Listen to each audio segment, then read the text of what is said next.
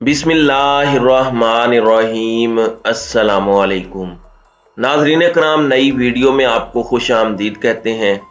आज इस वक्त भी जो सूरत हाल है वैसी है जैसे कल थी।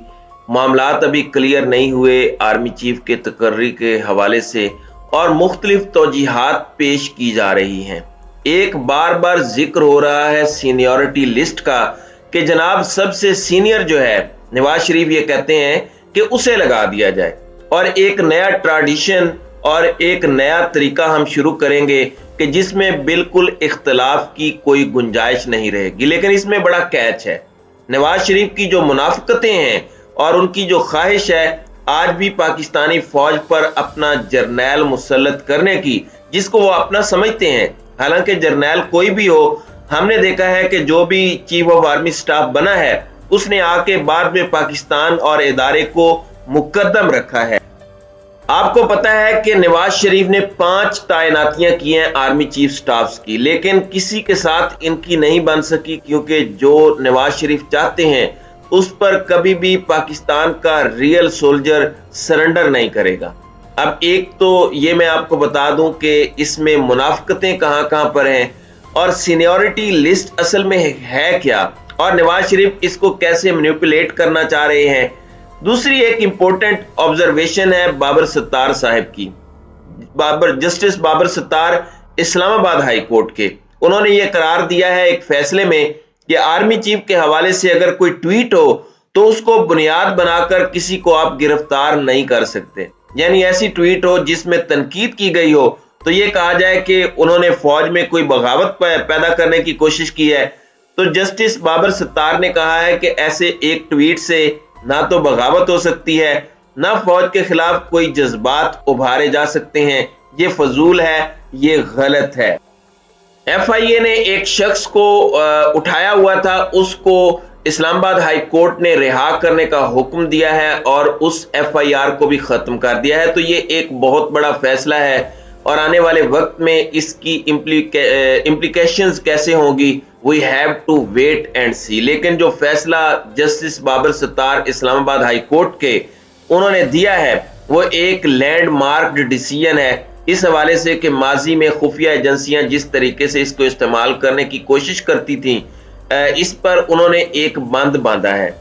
दूसरी जानिब बड़ी बातें हो रही हैं कि मोहम्मद बिन सलमान क्यों नहीं आए और क्या वजह है, लेकिन उसमें एक और चीज है कि जो निगरान सेटअप बनता था उसके लिए कोई नाम था जिसकी सपोर्ट थी बाहर से और अंदर से भी, लेकिन नवाज शरीफ उस पर एग्री नहीं हुए और उसके बाद फिर प्रिंस मोहम्मद बिन सलमान ने दौरा यहाँ का मनसूख किया। मैं इस पर तफसील से आगे जाकर बात करूंगा कि वो नाम कौन सा है। बड़ा फेमिलियर नेम है, बड़ा अच्छा नाम है, बट नवाज शरीफ को वो एक्सेप्टेबल नहीं है।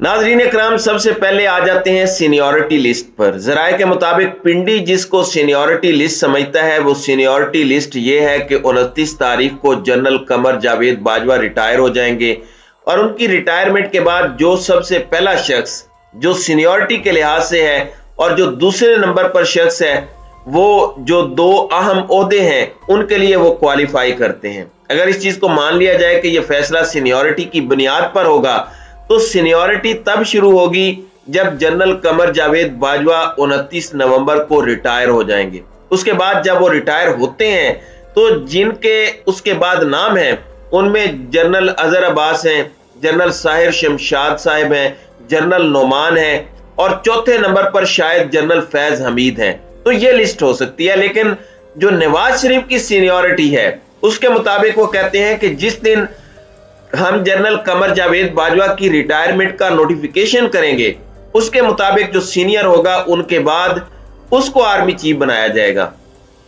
मिसाल के तौर पर जनरल आसिम मुनीर बहुत अच्छे सोल्जर हैं और उनका बड़ा एक जबरदस्त ट्रैक रिकॉर्ड है।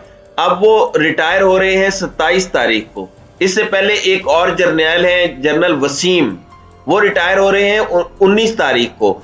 तो हुकूमत के मुताबिक ये है कि अगर समरी कल मूव की जाती है तो फिर सबसे सीनियर जनरल वसीम अशरफ हैं, उसके बाद जनरल आसिम मुनीर हैं।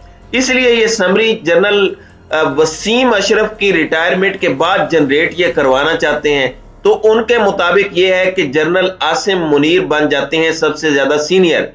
लेकिन जो फौजी जराए हैं, जो अस्करी जराए हैं, जो जैक ब्रांच के जराए हैं, जो फौज का लीगल डिपार्टमेंट है, वो ये कहता है कि 29 नवंबर को जनरल कमर जावेद बाजवा जिस वक्त रिटायर होते हैं, भले फैसला 4 दिन पहले ही हो, लेकिन कंसीडर उन्हीं को किया जाएगा, सीनियर वही होंगे जो उनकी रिटायरमेंट के बाद सीनियर हैं। अब जनरल आसिम मुनीर 27 नवंबर को रिटायर हो रहे हैं। हुकूमत ये कह रही है, नून लीग के जराए ये कह रहे हैं कि 25 या 26 को अगर हम नोटिफिकेशन करते हैं तो इसमें general Asim Munir seniority list पर नंबर 1 है। अब वो इसलिए ये कह रहे हैं क्योंकि नवाज शरीफ उन्हें चाहते हैं। देखें, नवाज शरीफ का मुनाफिकत में कोई सानी नहीं है और उन्होंने हमेशा फौज को कंट्रोल करने की कोशिश की है और उन्होंने कानून को हमेशा धोखा देने के लिए इस्तेमाल किया है, चकमा देने के लिए इस्तेमाल किया है। अब वो ये चकमा दे रहे हैं कि क्योंकि सीनियर जनरल आसिम मुनीर हैं इसलिए उनको बना दिया जाए। फौज की जो ये सीनियरिटी लिस्ट है, जो टेक्निकल चीजें हैं, उसमें जो सीनियर हैं वो साहिर शमशाद मिर्जा बनते हैं।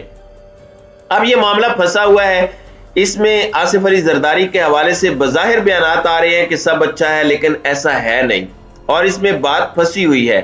टाइम इनको दे दिया गया है शहबाज शरीफ को, अब शायद आज वो वापस आ जाएंगे, लेकिन अगर किसी ने उससे हट के बात करने की कोशिश की तो फिर उसका अंजाम बुरा होगा। माजी में जिस तरह मैनिपुलेट करने की कोशिश की है नवाज शरीफ ने इदारों के साथ, और फिर जो रिएक्शन आया है वो बड़ा खौफनाक रिएक्शन था। अल्लाह हमें उस दिन से बचाए, अल्लाह ताला हमें उस दिन से महफूज रखे। ये तो सीनियरिटी वाला मामला है जिस पर हुकूमत किस तरीके से मैनिपुलेट करने की कोशिश कर रही है और इसको आइन और कानून का लिबादा उड़ा के लोगों को एक गोली देने की कोशिश की जा रही है, लेकिन जाहिर है ये इस तरह गोली दी नहीं जा सकती। दूसरी जानिब justice Babar Sattar, Islamabad high court में उनके सामने एक दरखास्त थी। एक शहरी है काशिफ, उसको FIA ने पकड़ लिया और उसके ऊपर पर्चा किया कि उन्होंने आर्मी चीफ के खिलाफ एक ट्वीट किया है। जस्टिस बाबर सत्तार ने यह करार दिया अपने फैसले में कि एक इनसिग्निफिकेंट ट्विटर अकाउंट से अगर कोई ट्वीट होता है तो उसकी बुनियाद पर यह सोचना कि फौज में बगावत हो जाएगी, ये तो गलत है। ये तो सिर्फ मुखालिफिन को चुप कराने की एक कोशिश है और जुबान बंदी की एक कोशिश है। रिजेक्ट कर दिया इस सारे केस को, उन्होंने FIR को खत्म कर दिया और ये कहा कि उस शख्स को फौरन रिहा किया जाए, और उन्होंने कहा कि इस एक ट्वीट से कुछ नहीं होता। अब आप देखें कि अरशद शरीफ के खिलाफ जो पर्चे हुए, समी इब्राहिम, साबिर शाकिर, इमरान रियाज और दीगर सहाफियों के खिलाफ जो पर्चे हुए, वो सब क्या थे? वो सारे इसी तरह FIA ने अपने मैंडेट से तजावुज किया था, क्योंकि जस्टिस बाबर सत्तार ने कहा कि ये FIA का मैंडेट ही नहीं है, ये डेफर्मेशन है में आती है। तो ये जो क्रिमिनल प्रोसीजर है उसके तहत, PPC के तहत या CRPC के तहत आप इसको ट्राई नहीं कर सकते। तो ये बहुत बड़ा एक अहम डिसीजन है जस्टिस बाबर सत्तार का। नाज़रीन इकराम, अब मैं आता हूं जो मैंने आपसे बात कही कि असल इशू एक केयर टेकर प्राइम मिनिस्टर का है। पाकिस्तान की एक बड़ी अहम शख्सियत सऊदी अरब में रोल अदा कर रही है और हर जगह उनकी इज्जत है। अपना जो उन्होंने पाकिस्तान में वक्त गुजारा जब वो फौज के इदारे के सरबराह थे, तो उस वक्त भी उन्होंने न्यूट्रलिटी, जो हकीकी न्यूट्रलिटी है, उसको उन्होंने बरकरार रखा और किसी को भी उनसे शिकायत नहीं हुई। और उनका ताल्लुक भी ऐसे खानदान से है जो पाकिस्तान के लिए अपनी जानों का नजराना दे चुका है और बड़े एजाजात उनको हासिल हुए हैं। एक तजवीज थी कि केयर टेकर प्राइम मिनिस्टर उनको बना दिया जाए, लेकिन नवाज शरीफ ने उसको तस्लीम करने से इनकार किया।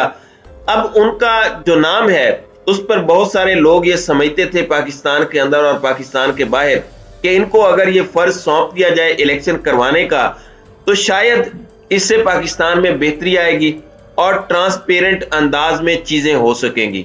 लेकिन नवाज शरीफ को जहां पर ट्रांसपेरेंसी हो आ जाए, जहां पर हकीकी मेरिट की बात आ जाए, वो नवाज शरीफ को काबिल कबूल नहीं है।